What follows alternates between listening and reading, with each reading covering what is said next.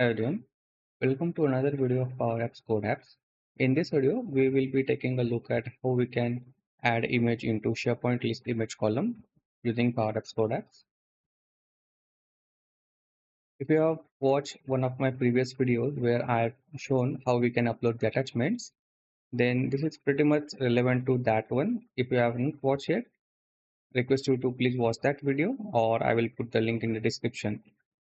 If you are new to the channel, requesting you to like and subscribe because I will be uploading a lot of content regarding this. So let's take a look at the demo solution that what we are building today.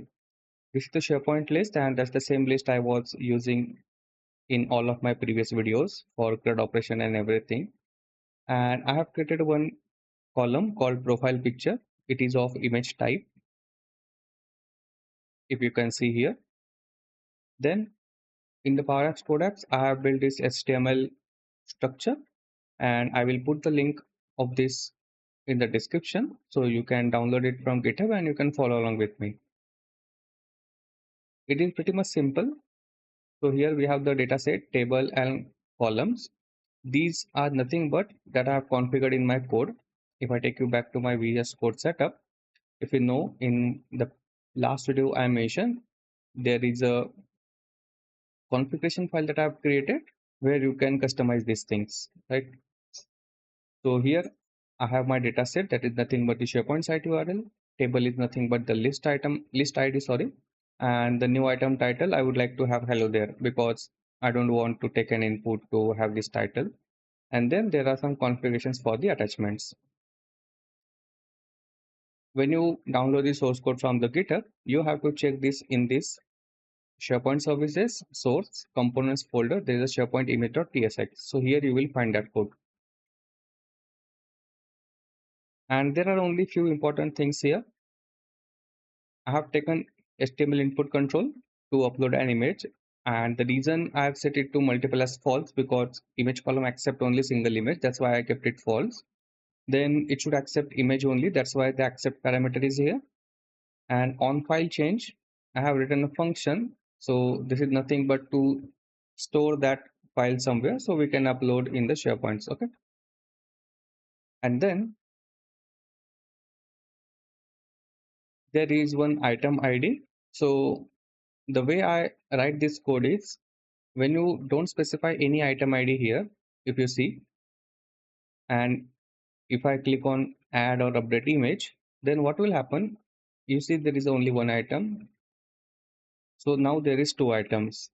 So if you don't specify item ID in that field, it will create a new entry. And if you specify the item ID, so let's say whatever the item has created, the ID is 82. And if I select another image, and if I click on update, then that image is going to get updated like this. Okay. So I try to make it configurable. So if you want to use it anywhere in the code, so you can have that logic. One of the important thing here to mention, if you don't know, like even though we are storing the images in the image column, but behind the scene, it is storing as an attachment. Now, what I mean by that, if you see here, there is an attachment. This is the outer box column, and you see this logo. That means there are some attachments linked to this item. Okay, but if I open this form and if I go to attachments, you see there is nothing. So this is something I can say that is hidden or stored somewhere inside. And from where you can check this, if I click on this picture, if you want to view this, right? And if you open this in a new tab, check the URL. This is my SharePoint list template database. And in the attachment, there is a reserve attachment. You see, like this. It's called reserve attachments and whatever the image name is there, right? So this is the one thing that I wanted to show you here. Then coming back to how we can create the images, I have taken one button and on click of it, I have written this function. In this function, we are just validating whether there is a single image file or whether it's a PNG or JPG, okay, and what is the maximum file size. Then The first thing what I did is I have created one item, right? Ensure list item. This function is nothing but to create an item in the SharePoint list. If I take you back to that function, so that function uses the service file function called post item. So post item in the SharePoint server.ts, you will find this post item. So what it will do, it will just create a new entry in the SharePoint list. Once that entry is created, you will get the ID. And then whatever image we have uploaded, we are converting into base64. Okay. And then here we have, I'm just logging into console. I will show you how it is working. And this is the important function. In the SharePoint service, you will see the function called update image field value. So what this function does is update item image field. It creates a new or update the existing one. Okay, so it doesn't matter if you're creating a new or updating the existing, you have to use the same function. In this function, you will see there are 5 parameters. All of them are required. How we know this? Because as I explained in the earlier videos, whatever parameters you see, if they don't have any question marks, then those parameters are required. Else, in this case, everything is required, right? Data set is SharePoint site, table is list, item ID is nothing but the newly created item from the SharePoint, field name is nothing but your column name. So this is not the display name, this is the internal name of your SharePoint image column. And body is nothing but the base64 format of it. So here, when I specified all of the parameters, and that's it, the image field gets updated. If there is any success, then no issues. If there is any error, it will throw a new error. And here I am just showing the message like image is updated in this column for this item ID. Okay. So this is only the function that you will need. You have this code.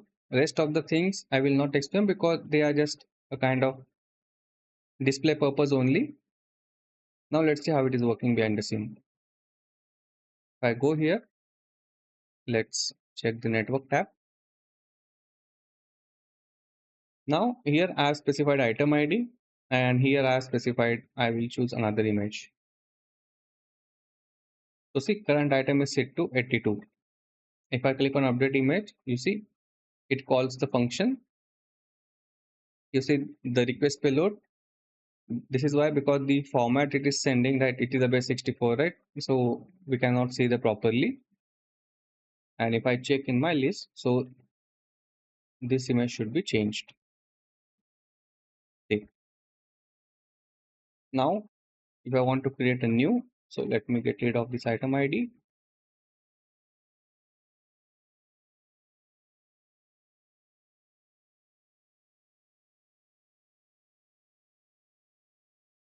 You see, the first it creates the item.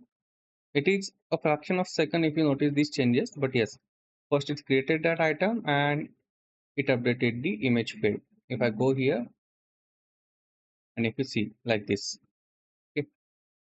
So this is how you can upload and update image into the SharePoint image column. If you are having any doubts, any issues in this video, just let me know in comments and I'll be happy to help.